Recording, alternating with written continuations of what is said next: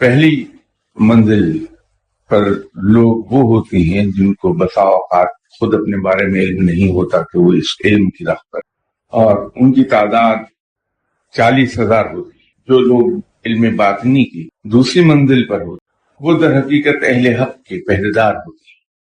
इनकी एक वक्त में तादाद 272 होती है। इल्म बातिनी की तीसरी मंजिल पर जो लोग फायद होते हैं उनको औतार कहा जाता है। इनकी तादाद 333 होती है। चौथी मंजिल के लोग इल्म बातिनी के चौथी मंजिल पर फायद हैं, उनको खालसीन कहा जाता है, और इनकी टोटल तादाद जो है 673 है। पांचवी मंजिल के लोग जो हैं इल्म बातिनी के पांचवी मंजिल पर, वो उनको औताद कहते हैं।